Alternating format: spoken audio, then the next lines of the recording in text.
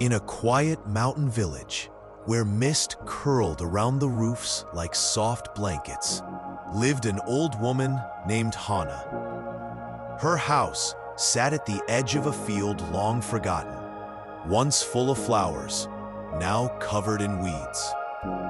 She was 75, her back bent like a willow, yet her spirit still glowed like a candle that refused to die. Every morning, Hana would watch the sunrise with a cup of tea in her trembling hands.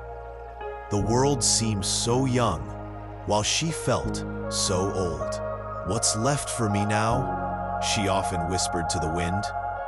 Once, her garden had been the pride of the village. Roses, tulips, and sunflowers danced there. Children used to play among them, and travelers stopped to take pictures.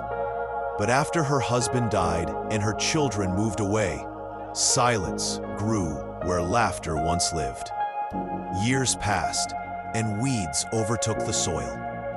Hana stopped tending to the garden, believing beauty had no place in her lonely life. But one evening, a little boy knocked on her door, holding a torn kite. The boy, named Kenji, had lost his kite in Hana's empty field. As they searched together, he said, "This place feels sad, like it's waiting for someone to care." His words touched something deep inside her, something she thought was gone. That night, Hana couldn't sleep. The boy's words echoed in her heart. She walked outside under the moonlight and touched the soil. It felt cold, but alive. "Maybe it's not too late," she whispered. The next morning, Hana went to the village market. She hadn't been there in years. The villagers were surprised to see her. "I need seeds," she said firmly. "Lots of them." At first, her body ached from digging and planting. Her hands bled. The sun burned her skin. But with every seed she buried, she felt herself grow lighter, like she was planting pieces of her soul. Kenji came to help her every afternoon after school. He fetched water, pulled weeds, and told her stories of his dreams. Together, they laughed, and the garden slowly began to breathe again. Weeks passed, and tiny green shoots began to pierce the earth. Villagers started to notice the change.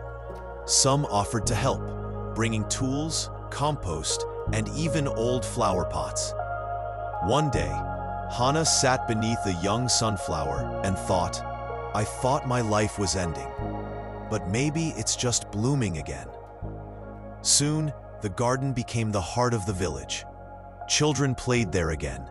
Young couples took photos. Travelers stopped to admire the riot of colors. Hana smiled, watching life return where death once lingered. One afternoon, a journalist came to see her. "Why did you start this again?" he asked. Hana looked at her flowers and said softly, "Because I wanted to prove that age can't stop purpose." Her story spread far beyond the village. Strangers came to meet the flower grandmother, as they called her. She shared seeds and wisdom with anyone who would listen. When Kenji grew older, he often visited between school terms. Before her final spring, she called Kenji. "Promise me," she said, "you'll keep planting, no matter what life takes away." He nodded, tears glistening in his eyes.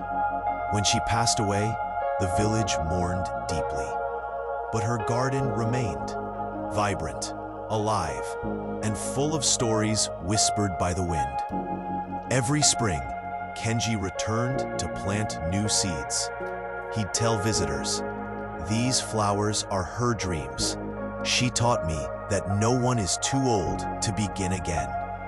And so, Hana's spirit lived on, not in monuments or grand words, but in petals, laughter, and the simple truth that it's never too late to grow something beautiful.